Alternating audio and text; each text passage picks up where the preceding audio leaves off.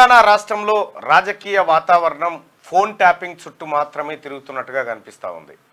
ఓవైపు పార్లమెంట్ ఎన్నికల హడావిడి అంతంత మాత్రమే కనిపించినా అల్టిమేట్గా ఫోన్ ట్యాపింగ్ వ్యవహారమే కేసీఆర్ సకుటుంబ సపరివార సమేతంగా చిక్కినటువంటి ఒక వలలో చిక్కినటువంటి ఒక వ్యవహారం లెక్క మారిపోయింది. ఫోన్ ట్యాపింగ్ వ్యవహారం అనేది అంత ఆషామాషి వ్యవహారం కాదు.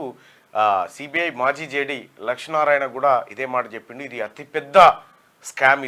దీంట్లో ఇది ఊహించుకుంటేనే ఒళ్ళు జలధరిస్తుంది అనేటువంటి మాటను ఆయన మాట్లాడడం జరిగింది. అసలు ఫోన్ ట్యాపింగ్ వ్యవహారంలో కేసీఆర్ కుటుంబం చిక్కబోతుందా లేదా అంటే దాదాపుగా 100% కేసీఆర్ చిక్కబోతా ఉన్నాడు. ఇది ఒక రకంగా చెప్పాలంటే ఏది పరకనేసి పెదశాపన పట్టినట్టు ఉందన్నట్టు. ఇక్కడ ప్రణీత్ రావుతో స్టార్ట్ అయినటువంటి వ్యవహారం చిలికి చిలికి చిలికి చిలికి చిలికి చిలికి ఆఖరికి రాధాకిషన్ రావు రిమాండ్ రిపోర్ట్లో బీఆర్ఎస్ సుప్రీం చెప్తేనే అనేటువంటి సుప్రీం అనే పదం వరకు వచ్చింది. అంటే ఒక చిన్న స్థాయి డిఎస్పీ దగ్గర నుంచి సుప్రీం వరకు వచ్చిందంటే ఈ సుప్రీం తెలంగాణ రాష్ట్రంలో ఫోన్ ట్యాపింగ్లకు కారణం బీఆర్ఎస్ పార్టీ. సుప్రీం అంటే మీ అందరికీ ఇది కొద్దిగా కన్ఫ్యూజ్ వాడు చాలా మందికి. సుప్రీం అంటే ఏంటంటే సపోజ్ మీకు అర్థమయ్యేలా చెప్తే చాలామందికి తెలుసు, తెలియని వాళ్ళ కోసం అంతే. ఇక్కడ జిల్లా కోర్టు, సెషన్ కోర్టు, హైకోర్టు, తర్వాత సుప్రీంకోర్టే ఫైనల్. సుప్రీం అంటే ఫైనల్ డిసిషన్, అత్యున్నతమైనటువంటి న్యాయస్థానం అది. అలాగనే ఇక్కడ డిసిసి అధ్యక్షుడు లేకపోతే ఇట్లా ఉంటాయి కదా పార్టీ చీఫ్ అన్నట్టుగా. పార్టీ చీఫ్ అంటే ఎవరు? బీఆర్ఎస్ పార్టీకి చీఫ్ ఎవరు? కల్వకుంట్ల చంద్రశేఖరరావు. కాబట్టి రిమాండ్ రిపోర్ట్ వరకు కేసీఆర్ పేరు వచ్చిన తర్వాత అంటే పర్యాయపదంగా వచ్చింది అంతే. సుప్రీం అంటే పర్యాయపదంగా తీసుకొచ్చారు, కానీ కేసీఆర్ పేరు స్పష్టంగా ఎక్కడ మెన్షన్ చేయకుండా సుప్రీం అనేటువంటి మాట మాట్లాడినారు. మరి రాధాకిషన్ రావు సుప్రీం అనే మాట చెప్పిండా లేకపోతే కేసీఆర్ అనే పేరు కూడా చెప్పిండా?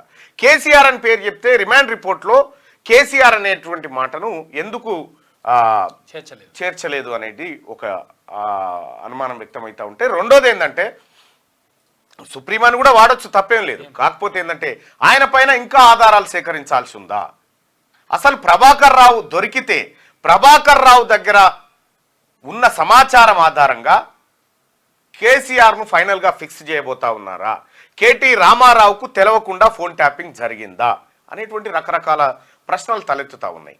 సో ఏదేమైనప్పటికి కూడా ఇది శాప నేను కాదని తప్పించుకొని పోయినా కానీ ఆ భాగంలోనే ఉంది అంతే. చేపలు పట్టి భగవన్ లేస్తే ఏం చేస్తే చేపలు ఇటాటు రుకుతూ ఉంటాయి కదా. నేను కాదు రుకితే భగవన్లో మాత్రమే ఉన్నాయి, ఆ భగవన్లోనే ఉన్నాయి. కాబట్టి కల్వకుంట్ల చంద్రశేఖరరావు, కల్వకుంట్ల తారక రామారావు, తన్నీరు హరీష్ రావు, హ్యాపీ రావు, ఈ గ్యాంగ్ అంతా ఈ ఫోన్ ట్యాపింగ్లో అడ్డంగా దొరికే అవకాశం 100% ఉంది, నో డౌట్. ఇక ఇంకొక విషయం ఏంటంటే ఇక్కడ అలహాబాద్ నుంచి అనుకుంటా ఇందిరాగాంధీ గారు పోటీ చేసిరు అప్పట్లో ఎమర్జెన్సీ టైంలో. మీరు గుర్తుపెట్టుకోండి 1975 అనుకుంటా ఇందిరాగాంధీ పోటీ చేస్తే ఆమె ప్రభుత్వ వ్యవహారాన్ని తన సొంత ఎన్నికల కోసం వాడుకుందనేటువంటి ఆరోపణల నేపథ్యంలో ఆమె ఎన్నిక చెల్లదంటూ హైకోర్టు తీర్పునిచ్చింది. అలహాబాద్ హైకోర్టు తీర్పునివ్వడంతో ఆమె ఆ రోజుల్లో ఇక తప్పనిసరి పరిస్థితుల్లో ఎమర్జెన్సీ విధించినటువంటి పరిస్థితి మనందరికీ తెలుసు. అది చాలా దేశవ్యాప్తంగా చర్చ అయింది. అంటే ప్రభుత్వ వ్యవస్థను దుర్వినియోగపరుస్తూ ఎన్నికల్లో గెలవాలని చూసిన ఇందిరాగాంధీ ఎంపీని రద్దు చేసింది హైకోర్టు. మరి ఇక్కడ ప్రభుత్వ వ్యవస్థలను అడ్డం పెట్టుకొని ఫోన్ ట్యాపింగ్ చేసి టిఆర్ఎస్ పార్టీ ఎమ్మెల్యేలు గెలిచిరు కదా, వీళ్ళపైన కోర్టుకు పోతే వీళ్ళందరూ ఎన్నిక చెల్లొద్దు కదా. సేమ్ సిమిలర్గా ఈ వార్తను ఆంధ్రజ్యోతి తీసుకొచ్చింది మన దగ్గరికి.